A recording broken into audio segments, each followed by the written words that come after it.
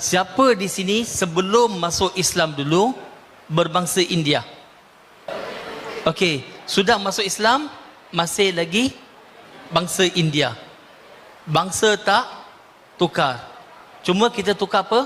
Akidah kita, agama kita, agama Islam. Are we good? Okey.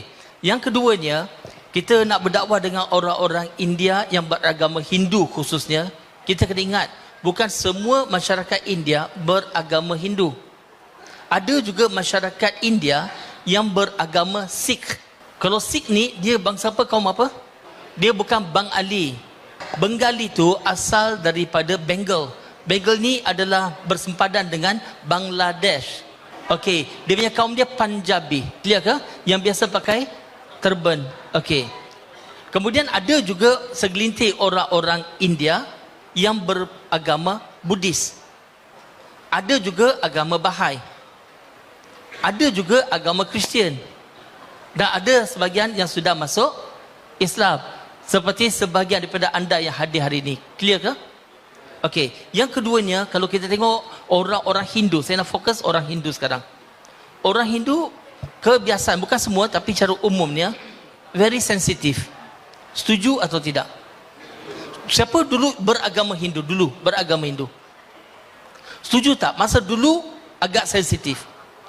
Okey, ini saya cakap jujur dan bukan saya nak mengkritik atau menghina siapa-siapa. Tapi saya nak cerita sesuatu ni dan kita kena ingat setiap benda berlaku ada angle positif, ada angle negatif. Kita fokus pada positif. Are we good? Okey, sekarang ni kebanyakan, saya tak kata semua, tapi saya kata majoriti orang Hindu dia kuat beragama. Pasal nak pergi kuil, pasal nak sembahyang atau apa-apa, dia kuat agama. Tapi cara sembahyang lain-lain. Dia tak semestinya kena pergi kuil. Orang Hindu ni kalau sembahyang, dia biasa boleh sembahyang di rumah pun. Saya dulu kalau pergi ke kuil, setahun sekali. Setahun 2 kali. Tapi masa saya kecil dulu, setiap hari akan sembahyang. Sembahyang di mana? Di dalam rumah. Kecuali hari-hari tertentu, tak boleh sembahyang di rumah. Bila ada wanita dalam keluarga kita yang datang bulan. Boleh faham ke? Okey. Perkara ketiga, kebanyakan orang-orang Hindu, dia kuat agama, tapi dia tak semestinya faham agama tu.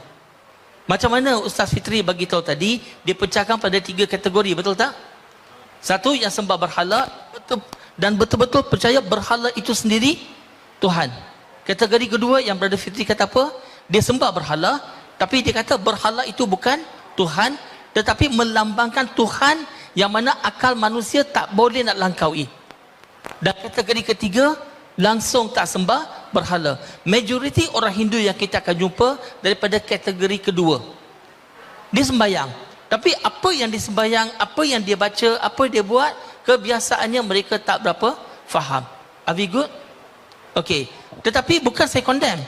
Hari ini ramai juga orang Islam yang solat. Betul? Tapi kita tanya dia, kalau kita tanya orang Islam sendiri, apa yang anda baca? Apa yang anda amal? Ramai juga akan jawab, tak tahu. Betul ke tak betul? So saya bukan nak menghina siapa-siapa. Saya cerita realiti yang berlaku. Okey. Dan sekarang ni bila kita berjumpa dengan orang-orang Hindu, kita nak berdakwah. Bila kita berdakwah, bukan bererti kita convert dia masuk Islam.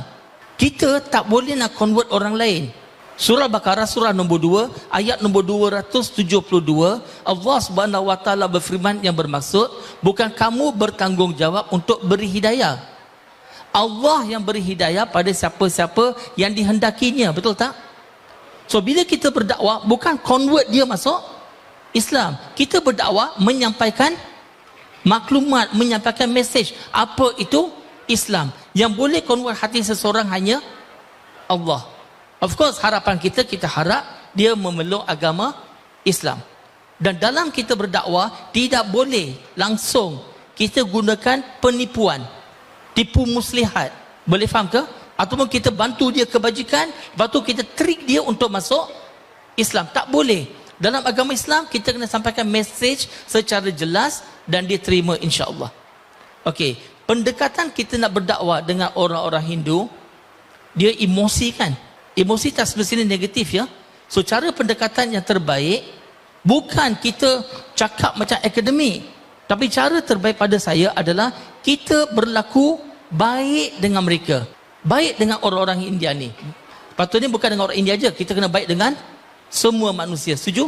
Okey, kerana masa sangat-sangat terhad, saya bagi sedikit perbandingan agama. Orang Hindu majoritinya percaya kepada Trimurti. Apa tu Trimurti? Brahma, Vishnu, Shiva. Brahma adalah Tuhan yang mencipta seluruh alam. Vishnu adalah Tuhan yang mentadbir alam ini. Dan Shiva dikatakan sebagai yang akan memusnahkan alam ini. Are we good? Dalam agama Islam ada tak kepercayaan ini? Ada. Tapi dalam Islam macam ni. Allah yang mencipta seluruh alam. Allah yang mentadbir sekalian alam. Dan Allah juga yang akan memusnahkan seluruh alam pada hari kiamat. Betul ke tak betul? Setuju? So bagi orang Hindu, dia kata Tuhan pencipta Brahma. Brahma dalam bahasa Sanskrit artinya apa? Maha pencipta. Okay, the creator. Kalau saya translate Brahma dalam bahasa Arab, dia akan jadi Khaliq. Artinya maha pencipta. Kalau Vishnu dari segi Sanskrit artinya adalah yang maha mentadbir, the sustainer. Kalau saya nak translate Vishnu ke dalam bahasa Arab, artinya ialah Rabb. Boleh faham sekarang? Kemudian ketiga-tiganya ada pasangan. Pasangan kepada Brahma adalah Saraswati. Pasangan kepada Vishnu adalah Lakshmi. Dan pasangan kepada Shiva adalah Parvati. Kalau Saraswati, orang Hindu akan sembah Saraswati untuk ilmu. Nak dapatkan ilmu, muzik, mereka akan sembah Saraswati. Kalau yang ambil exam dan sebagainya, biasanya dia akan menyembah kepada Saraswati. Dan sekarang dalam Islam, siapa yang bagi ilmu? Allah. Kalau orang Hindu, kalau dia sembah Lakshmi adalah untuk kekayaan, rezeki.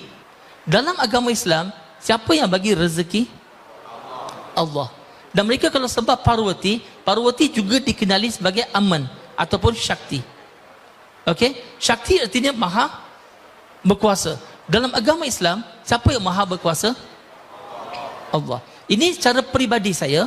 Saya melihat orang-orang Hindu sebenarnya mahu menyembah Allah, tetapi mereka tak faham konsep tauhid yang ada dalam Islam. Mereka nak menuju ke arah itu, nak menyembah Allah, Tuhan yang satu, tapi mereka tak faham tentang tauhid. Sekarang cuba teka kenapa mereka tak faham tentang tauhid. Sebab orang Islam tak sampaikan dakwah kepada mereka. Betul tak? Dan siapakah dia orang Islam hari ini? Saya. Masih ingat lagi semalam kan?